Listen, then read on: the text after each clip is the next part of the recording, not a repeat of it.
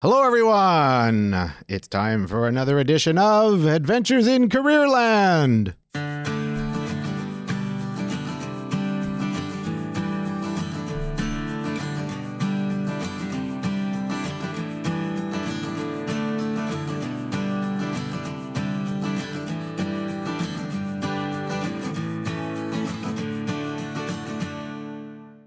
Hey, welcome to our podcast.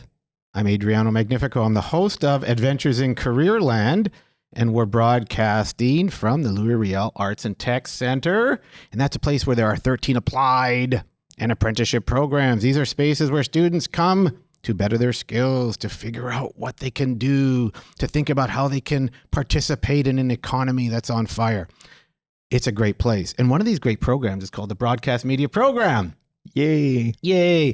And I work with two students from that broadcast media program, and that's Mr. Plaint Inc., who allows them to participate in this program and to get extra experience by doing a podcast of this value and this quality and this scope and potential. Isn't that right, sir? Yep. Yeah, whatever. Anyway, it's a special edition because this is the 50th podcast. What, you don't have something? Wait. We gotta. Wait, yay. Oh, wait. I got the applause. Okay. Yay. Oh, it's time. Look at this. It's the 50th podcast. Everybody, please sit down. Thanks very much. But this is a special, it's hard to believe we've done 50 podcasts of this. And I've been working with different producers, but each semester, because students work through the broadcast media program, work with me, work with Mr. Plating. They graduate and they go on to work and more education in other places. I'm always a beneficiary of tremendous skilled and intelligent students. And I think this program may be the smasheroo. I think this may be. I think that's the worst word you've used. Okay. This one is the showstopper. I think the 50th edition is the showstopper, and holy smokes, super happy to have Andre Boisjoli, one of our producers. How are you, Andre? I'm doing good, but I always have stories. This morning I got into a impromptu escape room, so that was fun. I got locked into my bathroom. Did I say that we had an intelligent group of producers? I'm not sure. I don't think, no. But you did say, oh no, actually, I think you said we're very intelligent at some point. Like we're smart or something. Yeah, maybe just take the compliment. Just take it. Yeah, just move on. Holy Anyways, smokes. I got trapped in my bathroom. The door handle stopped working. So that was fun. I screamed. How does a door handle stop working? It just stops working, CJ. I don't know. That's a St. Adolph thing. It's called an outhouse. They don't even have a washroom. They go out in the bush. Yeah. And they have to do their due diligence. Mm-hmm. So I was stuck in the woods. No, just kidding. And I had to get my mom. She passed a screwdriver under the door, like I'm in a jail cell or something. And I tried to take the pins out of the door. That didn't work. And then I have a screwdriver. Let's try to take the screws out of the door handle, and it worked. And I got out. It took a half hour. And I missed a doctor's appointment. Well, I got to say, for a guy who is stuck, I've heard of people getting stuck in elevators or, for a guy, that would be a good place to be stuck because you look fantastic. You must have put extra moisturizer on. Yeah, I mean, you had the time. Exactly. Your hair looks combed. Oh, I know. Thanks. It looks like you've done. Exactly. You don't have to worry about having to go to the bathroom because it's right there. It's right there. CJ, have a look at this guy. Doesn't he look spectacular? I worked hard this morning to get this. Oh, I know. And that's almost a makeover in the washroom. Mm-hmm. Good for you. And of course, our other producer, who's not with us in the studio, is feeling a little ill. CJ identifies they, them. How are you, CJ? I'm doing all right. A lot better than I was on, like Friday when I first got sick. Well, yeah. And you've been out for a while then. And this wasn't a COVID thing. You're just plain sick. Yeah, because this is gonna be on the contrary as to how I'm sick right now. But I have a really You're not going to talk about washrooms again, are you? Or like this guy? No. Okay. I have a good immune system, so when I do get sick, since I'm like never sick, it hits me super hard compared to other people, just because I'm not used to being sick. All right, so your cells are sitting around thinking. They're sitting around having a mint julep, maybe a cigar, and they're thinking, oh, what is this? And they're not ready for it because you're never sick. Yeah. I think there's a Disney movie in this somewhere. I'm not sure. About the cells Isn't that being Osmosis unprepared. Jones? About what? Yes, something like that. I don't know. Anyway, so these are a couple amazing stories for the 50th edition. There's a 50 edition. I can't even believe we've had 50 Amazing. stories go on here. I know. This is Is that the amazing. golden age? This is what is the 50th? I don't know. When you're married for 50 years, what does that mean? I guess it's Silver, it's not the maybe? silver. I think silver is 25. Must be gold or platinum or something. Something like that. We'll have to look that up. That's again our Crackerjack team completely prepared on top of It's our gold. game. It's gold. Okay, somebody look it up Nice. on the cell phone. CJ, Yeah. nobody's have the watching you. power. Look up on the cell phone. That's right. I did. It's gold. It's gold. Thank There you. you go. Thank you. All right. It's perfect. And on this day, I don't know, on this, again, it's a humdinger of a show, our 50th, because we have a special guest and she is in the studio with us. How often do we get that? Because you're in the studio, and she's also going to get our commemorative and practically useful Adventures in Careerland sweatshirt. Yes. Yes. God. Okay. So coming into the studio, Oh my gosh. Benefits has its rewards. Like the yes. program has its rewards when you partake of us in person. So this is awesome. Amazing. Oh It's my goodness. amazing. I feel Yes. so honored. It will. And I'm speaking about Raven Zacharias. How are you, Raven? And thanks for coming today. I'm feeling great this morning. It's a little doomy and gloomy outside, but I feel like it's pretty bright and chipper here in the studio. So I'm liking the vibes. Yeah. Oh, that's good. Yeah. That's Hire good. you for an ad. Holy smokes. Yeah. Yeah, take pictures, get sound bites, move on. Now she comes from us. She's relatively new to the teaching profession because she is studying to be a teacher, but she's had an interesting and varied life. So she came from St. Mary's Academy. Talk about your St. Mary's Academy life, and you graduated in 2014, correct? Yes, correct. Yeah. Okay. And it was interesting how we spoke yesterday. I always talk to the guests the day before and we just talk about whatever, or we just go off on tangents. You talked about the St. Mary's. You're a top student. Yeah. You're Yes. smart, I would say so. intelligent, St. Mary's, but it just didn't quite feel right to you. Explain that. I thought that was a fascinating conversation. Yeah, it's a lot actually. So my mom is Filipino. She's an Asian immigrant. So she really wanted the best for me and for our family, and she herself, struggled a lot to get to where she is. She's a nurse currently, and education was always very, very important to her. So she and my father decided to put me in an all-girls academy. And I was super excited that I got in and I was super excited to be there. But one of the things that I didn't expect was this pressure to perform academically. There is just this huge weight on your shoulders, even as a kid, of expectation from your parents, from the school itself as an organization, as an administration, for you to reach this level of academic ideal, right? To do not just your best, but better than that constantly. And despite performing fairly well, there was always this fear of falling off that pedestal, of being imperfect, of not being, the person who's getting the highest grades. Like I'd come home and go, oh, I got a 96. My mom would go, but was that the highest grade? Was what it 100? 4 points did you miss? Yeah, what did you miss? And and she was always super supportive and lovely, and I'd always get my tests signed with a love mommy, because she was really supportive, but there's still that underlying undertone of you couldn't need do to more? do better. Yes, and it was just ingrained within the school as well. And not only were they expecting you to be academically bright and brilliant, but they were like, you need to be head of the human rights team, you need to be part of the missions club, you need to be a part of all of these events and activities, sports, art shows, and which is great for experience, but also hard when you're 14 and trying to figure out who you are when you're pulled in so many different directions. So Yeah.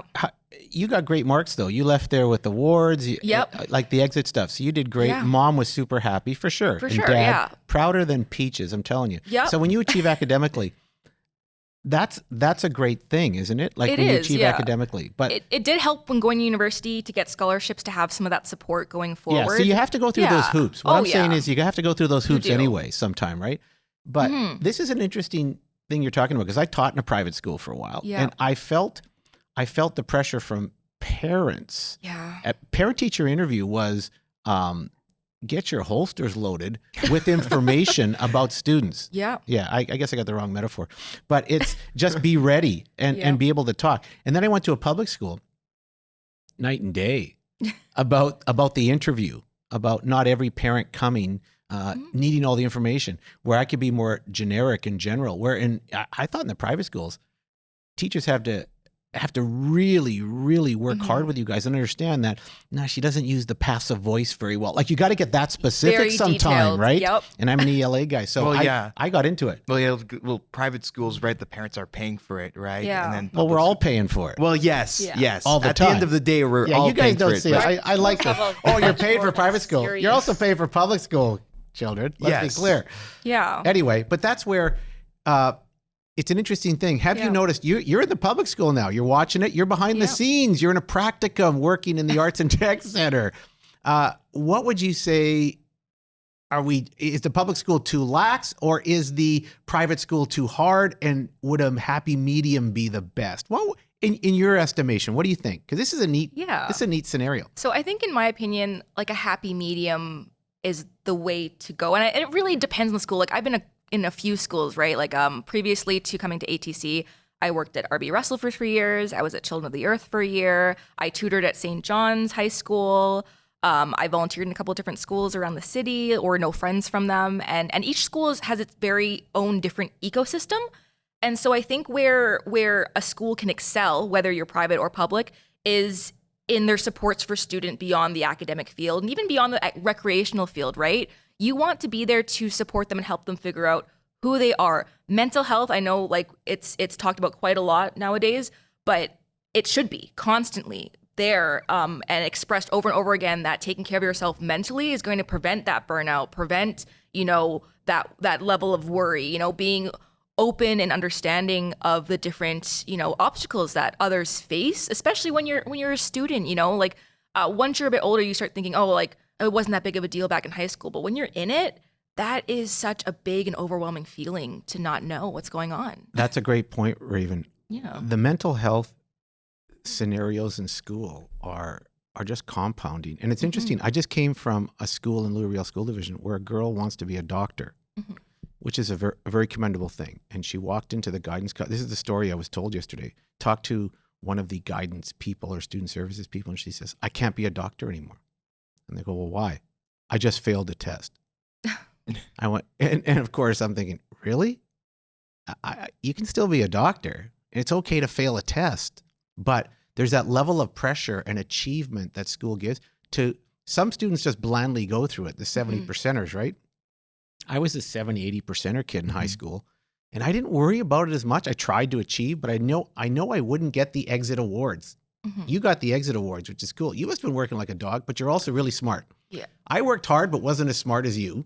I was also very mentally unwell as a teen. But that's the point I'm making. Here's a girl thinking, I have to throw away my plan because of an hour test I took and didn't pass it for the first time. And she's got this 95 that's the bad average. thing about the school system is they push your mindset to start thinking like that, because you just rely, like, your worth and everything on those tests. So if you fail a test, then you're like, okay, I just must not be smart or something, or like I don't deserve to go into the career that I want to go into just because I couldn't do this one test that might help me get into that career. Yeah, and actually that's like a really great point, because one of the first things that they had us do at Red River for the teaching program is talk about our teaching philosophies and who we want to be as teachers.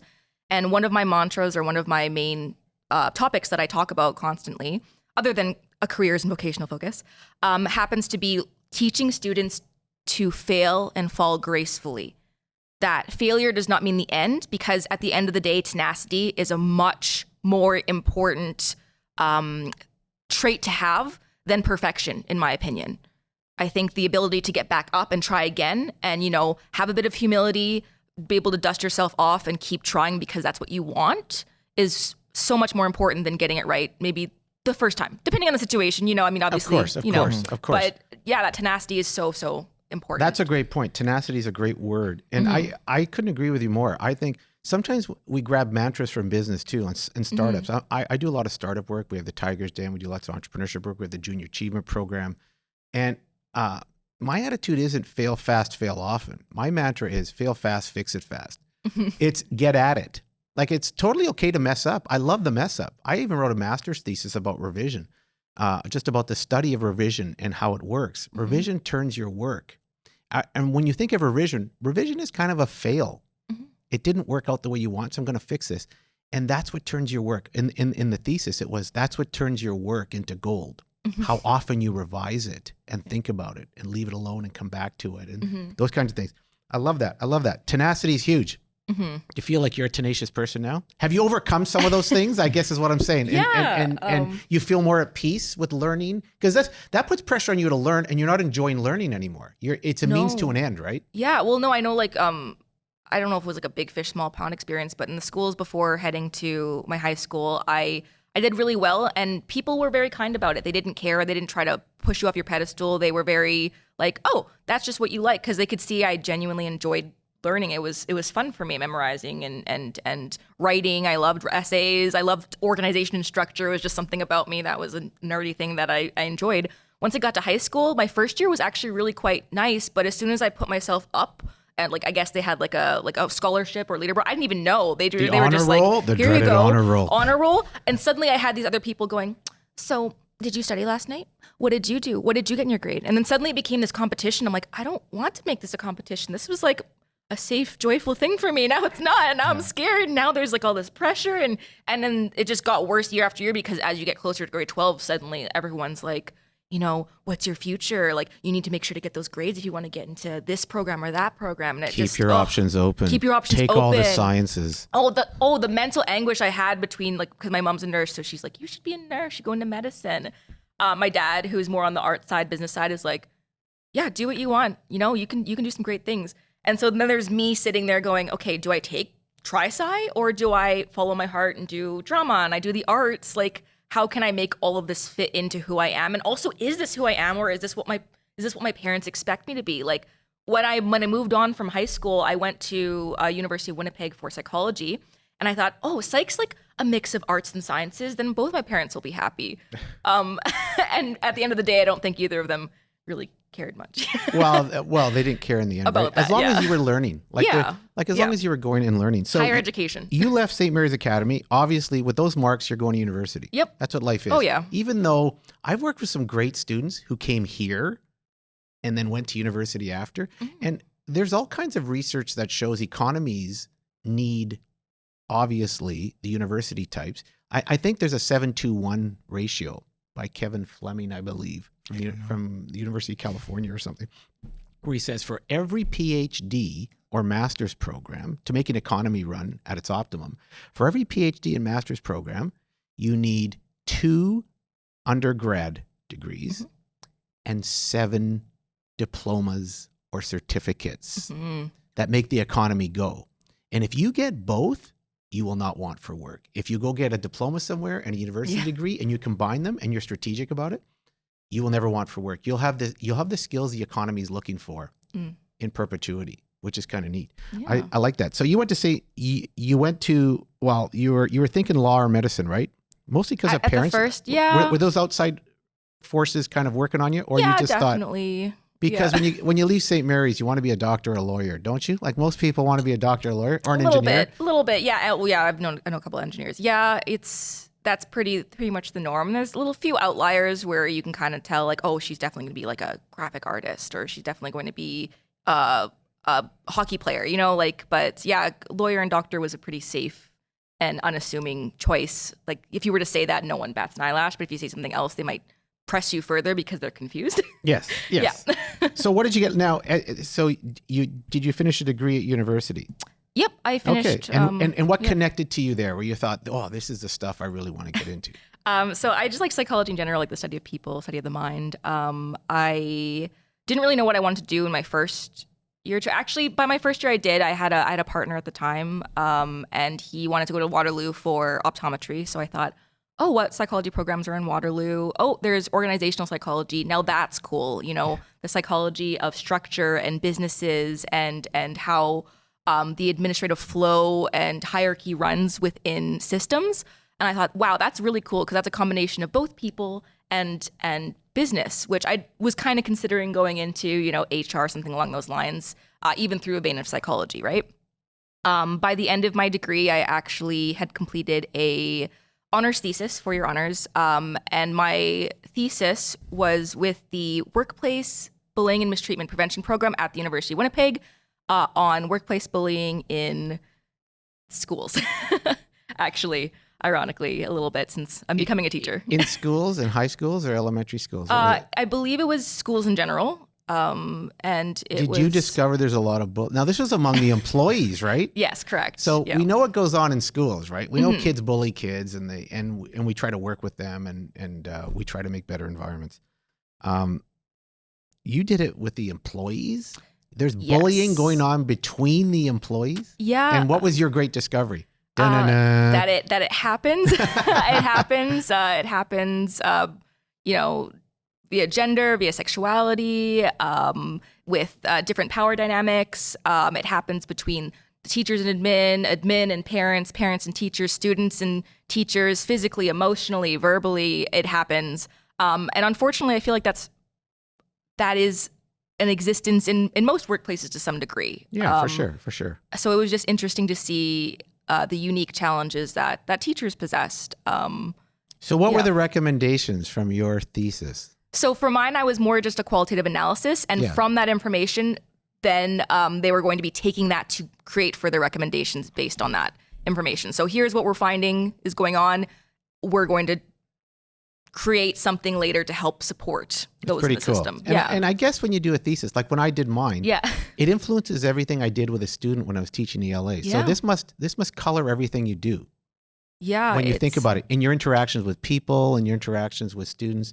So that's why people go to university, to reflect, to think, to research, to study, to gather, to really think about possibility. Yeah, and you felt that way 3 years. That sounds like an amazing piece of work you did. It was exciting, yeah. And of course, once you finish that honors degree in psychology, there's a number of work things you did throughout. I don't mean once you did it, but you talk about some of the work experiences. You're a supervisor at Tim Hortons. Come on. And we have Tim Hortons here for the 50th. We do. And again, we don't Delicious have LinkedIn. Donuts. We don't have a LinkedIn sponsor, and we don't have a Tim Hortons sponsor, but now maybe we will, right? Maybe. Next season. Next season, yeah. Get all those sponsors. Yes, they're rolling in. And then get CJ to say the ad for Tim's, because we all know how CJ likes Tim's. Yeah, and of course, go ahead. What is your ad for Tim's? I don't even know what it is. Go. Okay, you're really putting pressure on me here. On the spot. Well, it sounds. I don't know. Just go to Tim's. They have the best coffee, and they're great, and they got fun donuts. Okay, very good. Fun donuts. CJ, Don't get any of the Tim Beebs. Okay. Great. CJ, you keep working on that. Okay, I want you to keep working on that because we'll circle back. It's the first draft. We always talk about first drafts. We need a little work, and I just like it. Just keep working on it, and maybe one day, way down the road, we'll consider that. Excellent. But talk about being a supervisor. Like, this is a skill set. You develop an interesting skill set, is what I'm saying. From going to university, St. Mary's, going to university, maneuvering into the psychology, writing theses. What skills are you getting at Tim Hortons that really that you still use today? A lot of it had to do with time management, learning to connect with coworkers and effectively, but also kindly, because I think that's who I am as a person, communicate what needs to be done. Being a supervisor and only I think it was 20, You were a supervisor 21. at 20 at Tim's. So I was really young. When you had to be stern with somebody, an older person, what was that like? It was hard, but I think at the end of the day, I like to be fairly objective and soft with the way I approach people. So if there's evidence that something needs to be done, and you ask kindly and appropriately and with respect, that respect often bounces back to you. So even being young, giving the staff a choice or a voice in what they're saying, what they want to do, there'd be times where I'd say, hey, are you in the mood to do garbage today? No, I'm doing it then. Don't worry about it. We've got this. We're a team. You be where you need to be, where you can mentally handle this. And it was just learning how to know your staff, know people as people, and treat them with respect. And that comes from your thesis. Yeah. Honestly, that Honestly, yeah. like if you've seen that and you've researched and you thought this is going on, I can make a difference. Yeah, I can absolutely. do that. I can be better. And so I love the way that you approach that, because I think that's the one thing that a lot of like supervisors or managers do wrong, is they see employees as employees and not just people that like need the same help and mental help and support and everything as like you would. Yeah, honestly. CJ, how profound. Well Thank done. you. Also, not to toot my own horn, but I was able to successfully supervise my little brother. That was the most challenging thing. Oh my gosh. Because he got hired on. It was so cute because... So he was working for you? Yeah, so what happened is I suggested him. Actually, I suggested quite a few people. I'd always reference my friends and never had any conflicts with friends or family because they knew I was responsible and I wasn't going to put anything in jeopardy. So, but more importantly, what did you get at Tim's? Did you get free coffee or... Well, each Tim's is Do different. tell, because I plan on working there soon. So what did you get that was free? That's all we care about. Yeah, so each Tim's is run independently, so it really depends on the owners. Our owners, you got free drinks whenever you wanted. I was always so hopped up on caffeine. I don't know how I slept. Like, I don't drink coffee, but I will drink those French vanillas. I'll put espresso in them. Oh, best drink ever, CJ. Espresso, 2 shots of sugar, and then fill the rest with chocolate milk. So good. Oh my goodness, they used that to have, sounds like it would give me a heart attack. They used to have this thing called an iced latte. They don't have it on the menu anymore. And then you add whipped cream on top. Oh, so delicious. And chocolate syrup. It was ridiculous, but it was my favorite drink to make. And you could have that for free because it was any hot drinks for free. And then also anytime you cleaned the ice cap machine, like, you have to test it, right, to make sure it worked. So well, you don't have a pacemaker or anything, do you, because of this experience? I was 20. I was just downing them. Leftover Timbits. I was just downing them. Can I get some help over here? I'm busy. I'm having a drink. Have you seen the drive-through lines at Tim Hortons? We needed it. Like, I was on the one on Dougal near the highway. We get truckers early morning. Oh, it was on nonstop for hours. Yep. Oh, that's amazing. Yeah. So that's an important experience, though, because you're learning how to deal with people at different ages, especially older folks. Did older folks ever give you a little more, you young whippersnapper, with that kind of voice too? Yeah, like both That's customers for CJ, by the way. and coworkers. I mean, coworkers for the most part fairly kind. Some of the customers got a little weird or entitled. Like, we used to have a few who'd come in and they just raise their hand up with a peace sign, meaning they wanted their 2 coffees, and they'd sit down. I'm like, we're not that kind of restaurant. Even if we were, that's not how. There's a line. It's not a. I don't know. It got weird. That was a metaphor for something. No, it was like peace. Like 2 fingers up for our 2 coffees, and they'd sit in the corner, and then like sometimes we'd forget because like for me that would be like double or something. Or double. I don't know. Their orders were quite complicated, and they just expected us to know. Yeah. Oh my gosh. They were like, it was like, well, that's cool. weird. I think they're walking into Cheers. Do you remember that show? No. I mean, Oh my gosh! Of course have not. a hobby. Nobody's seeing Cheers, right? Have you seen Cheers, Raven? I've seen episodes. Yes. Okay, good for you. I know Raven. the. Now Raven is a Gen Z/millennial. She's at the cusp. At the cusp of it. So she has both sides of being Gen Z and millennial Gen X. Or Gen Y. Gen Y. Like an angry customer asking for the manager, and then since you weren't like the stereotypical like old manager, did they maybe not respect you as much or something? Yeah, that has happened before. Actually, my favorite ever was we were both, there were 2 supervisors on shift, and he had just gotten through an unfortunate breakup. This is one of my favorite speak to the manager stories. And so we were both supervisors on that shift, right? So we're both the same level. Maybe he's a bit higher because he'd been there longer. But his ex-girlfriend at the time, came in and was like demanding to speak to him. And so he just hid in the back, and we weren't about to let her go talk to him because that's just weird. And she stood in the lounge. She's like, "Is he here? Where is he? I know he's here." I'm like, "Hi, how can I help you today? What would you like to drink?" And she went, "No, you know why I'm here." I'm like, "I'm sorry, ma'am. I actually have no idea what you're talking about. Would you like to try one of our new Timbits today?" And she's like, "I need to speak to the manager right now." Timbits? Yeah, the Timbits. She's like, "I need to speak to the manager right now." And I pointed to my name tag and I went, "Actually, I'm the supervisor on shift today. Is there anything else I can help you with? Otherwise, I'll take the people behind you as they're waiting very patiently for you to move out of the way." Yeah. And she just stood in the corner for I think another like 20 minutes, and I just kind of stood there and smiled. You're the protector. People. You're the protector. You're the defender. Like way to go. You're like a superhero. You're like a superhero. It was one of my favorite stories because like oftentimes for the most part there was like a higher manager on shift. So as a supervisor, you just pass it on to the manager. But yeah, that was good. Oh, the only other time as a supervisor that I really enjoyed a moment was someone was being really rude through drive-through. Like just just unfortunately rude, snappy, like, where's my order? I'm like, okay, whatever. Like, everyone's has bad days, whatever.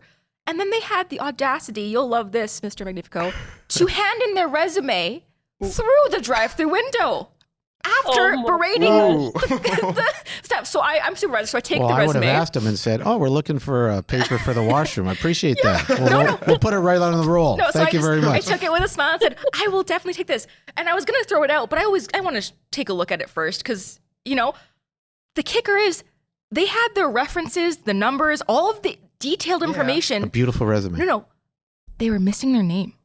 I had contacted them. I was like, what is today? Because we thought it was like a prank or something, but no, they had like names of the contacts, their numbers, where they were. I was like, I'm just throwing this in the garbage. I know who gave you that resume. So upsetting. Ed Schmegley. What? Ed Schmegley gave you that resume. Another reference I don't understand. It's okay. Ed Schmegley's my do-all. That's a name I invented over time.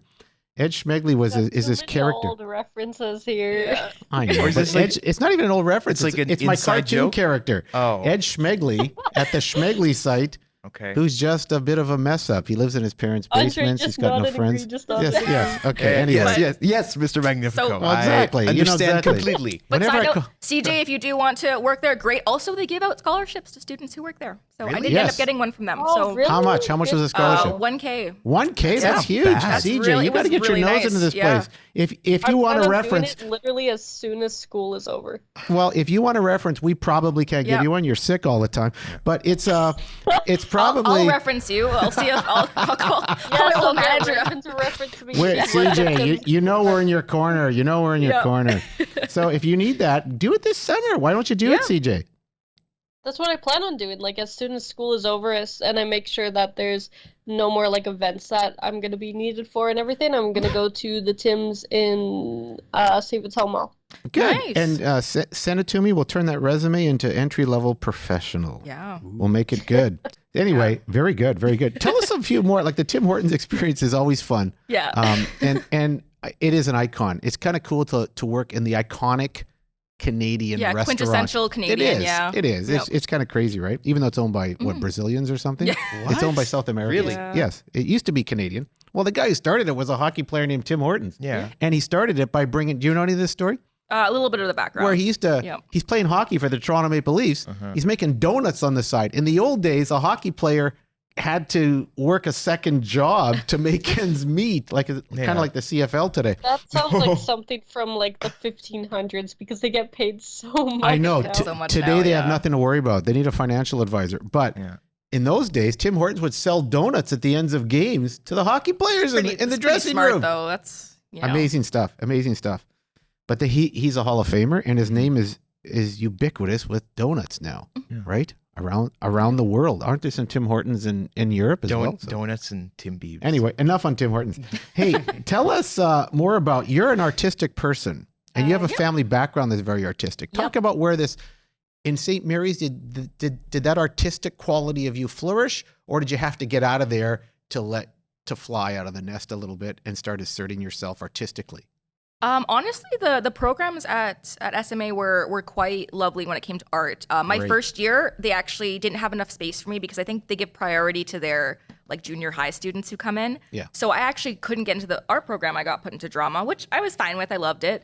But I actually had to work. And when I say art, I mean the art, not just art, sculpture and painting. The arts in general? As a person. An artistic person. Yeah, so they actually had a really great arts program there. A very severe art teacher, but wow, the foundations and the fundamentals were very, very well, that's why the drama important. Productions are always amazing.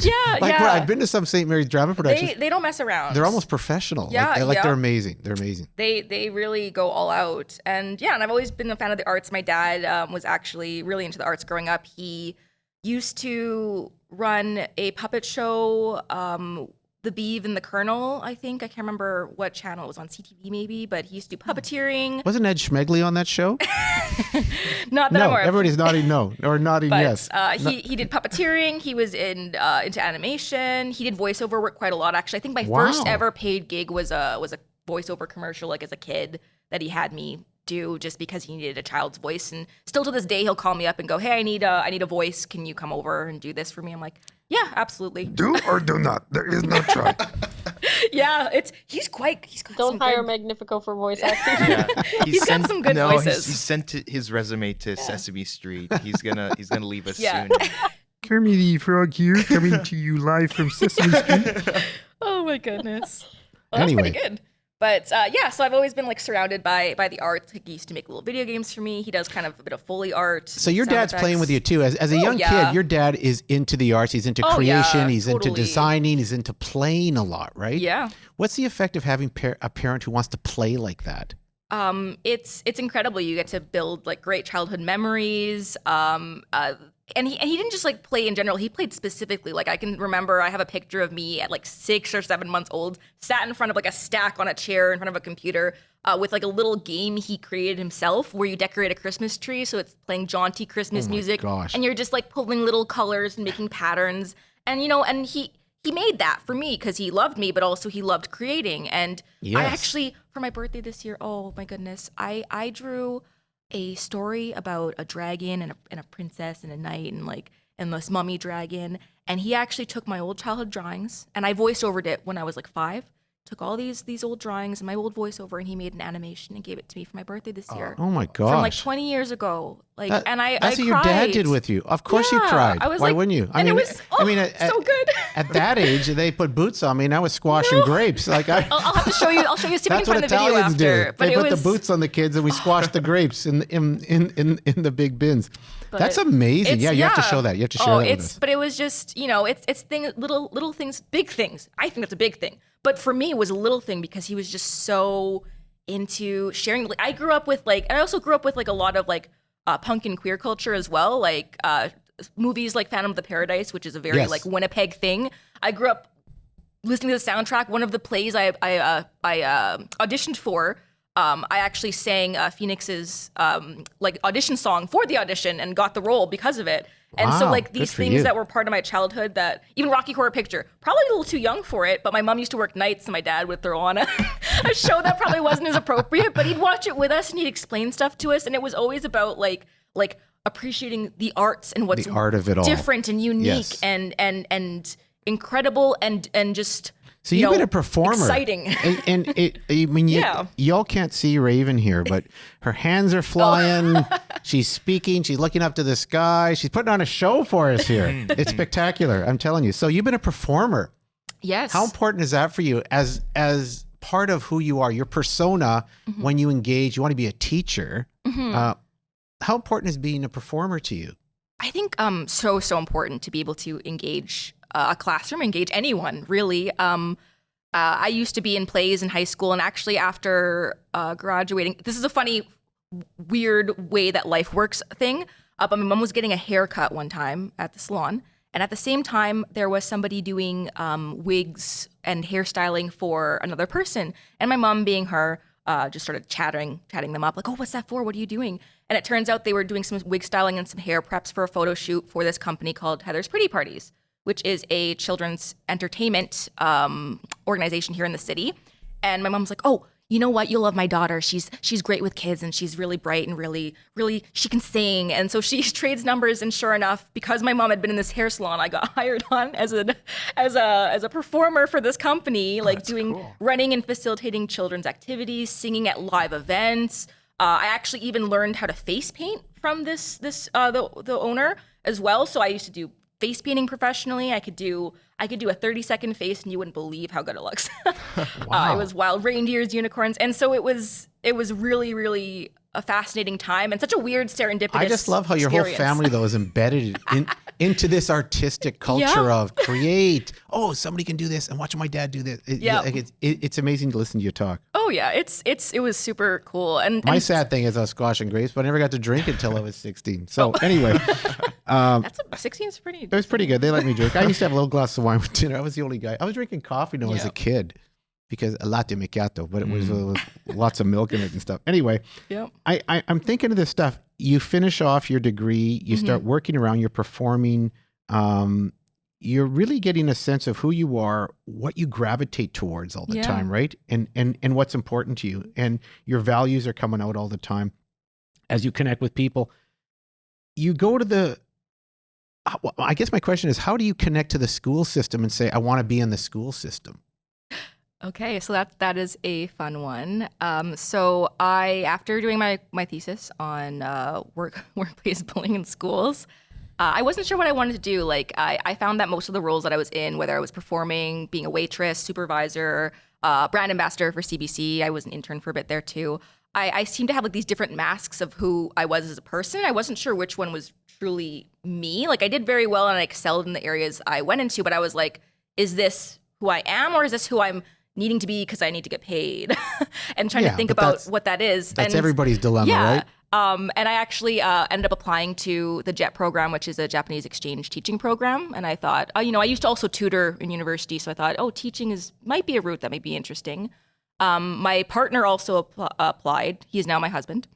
He didn't get in. And so I made the choice to stay here and find the opportunities that were here that would allow me to be with him, which is the choice I made. And I never regret it for one moment because I had such an amazing couple of years. But in the meantime, though, I was like, well, if I'm not doing this program, what can I do? And a friend of mine was saying, hey, I'm a career advisor in the Winnipeg School Division. Why don't you apply for the job? You'd be perfect. So I did. And I reached out to the person doing the hiring and I thought, this is the perfect job for me. And it's one of those serendipitous moments where I'm like, I can't believe this worked because a day after the deadline, I got a message from the hiring manager, like who was in charge, saying I didn't get your application. And I remember saying, nope, I definitely sent it in 3 weeks in advance. I have all the receipts. I have all the information. I actually took screenshots and copies because I really wanted this. And she said, I don't have it. I said, can you just check it again, please? I swear I did. Here's all the information. And sure enough, my resume had stuck to the back of another person's. And if I hadn't have messaged her and put my foot out there and connected with her originally and let her know how much I wanted this, now, do you always do that on a follow-up? I try to. Which is a great practice all the time. I do follow up, but this was a special kind of follow-up. Like, yes. Like, you let me know, like, this is what I want to do. Mm-hmm, like, this is what I need to do for now. Like, I know it's right.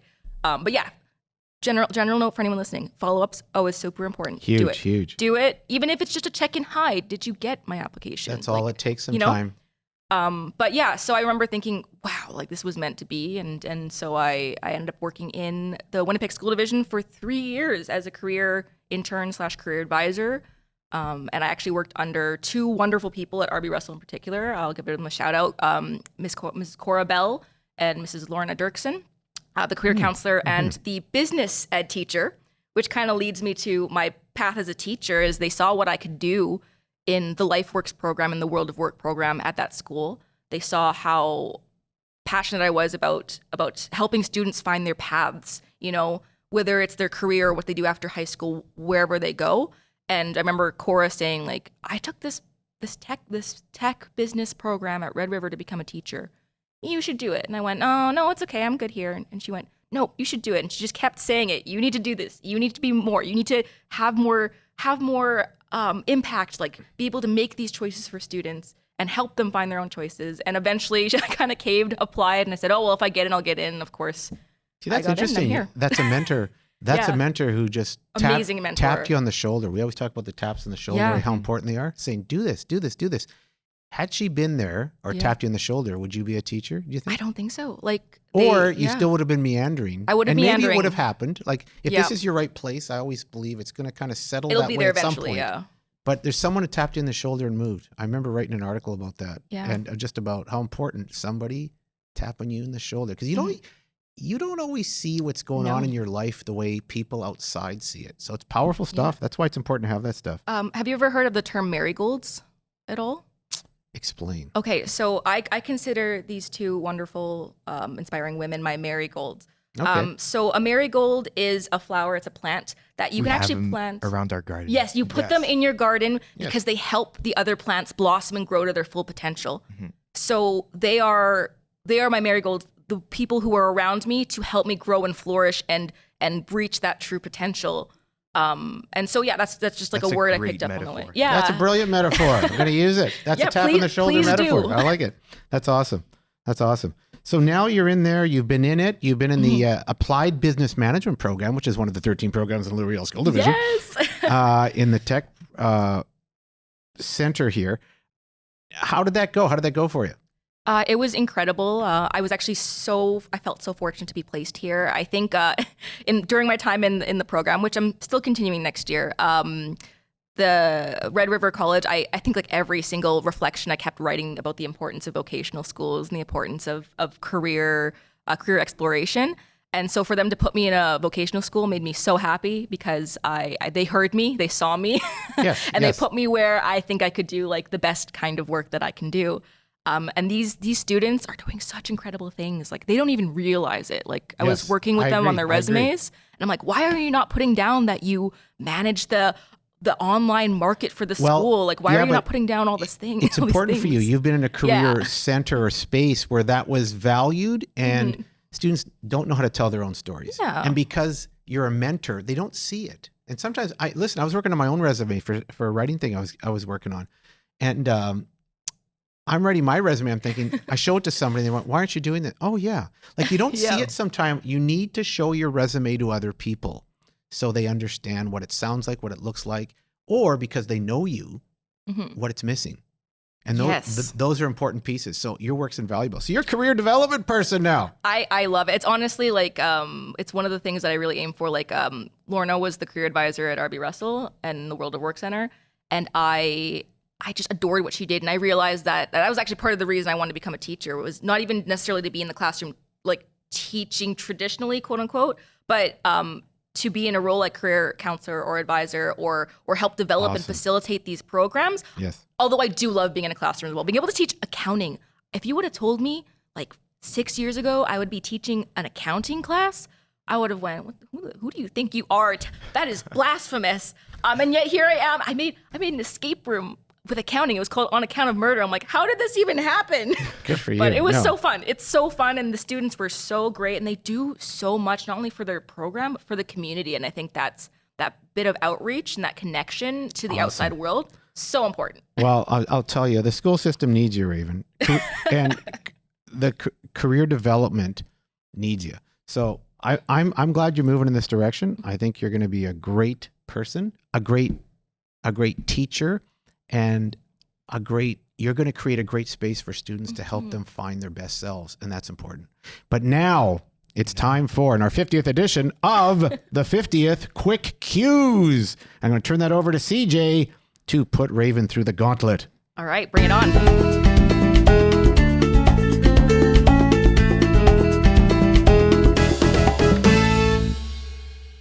All right, Raven, these are quick questions. Don't think about them much. Just first thing that comes to mind, say it out loud. Okay. Dog or cat? Dogs. Does pineapple belong on pizza? Yes. Favorite family tradition?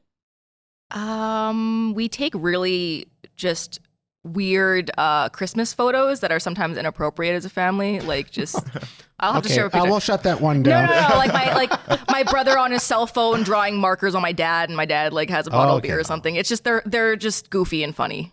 Okay. What do you put on toast? Avocado and egg. Favorite summer activity? Going for walks in the park. Messy or tidy desk? Messy in person, tidy in my mind.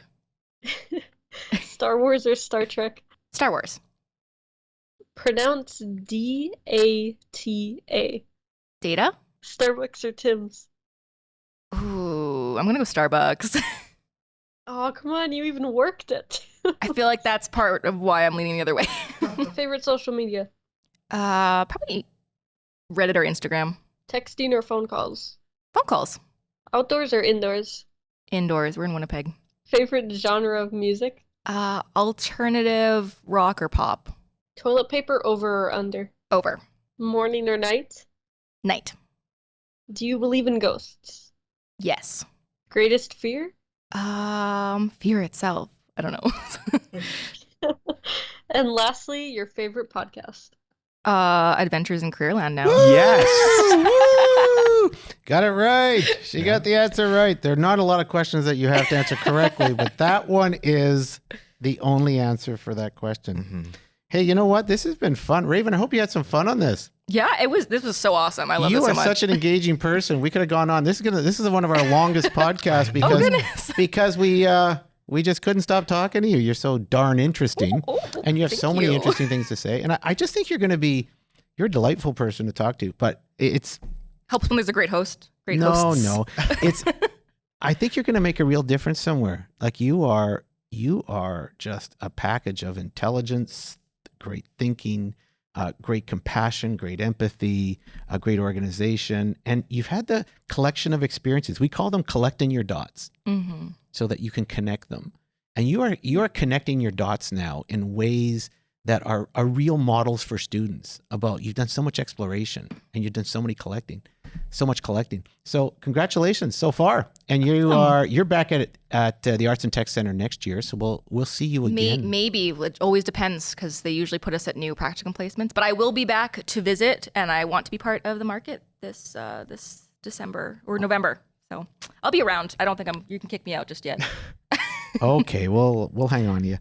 That's awesome. Anyway, that's our 50th edition. How cool is that? 50 episodes of Adventures in Careerland. So we appreciate our dozen listeners or so for always tuning in. And we will see you. This is the last one of the season 4. So we will see you in the fall and have a great summer because that's what we do in Winnipeg. We just have great summers. Take care, everybody.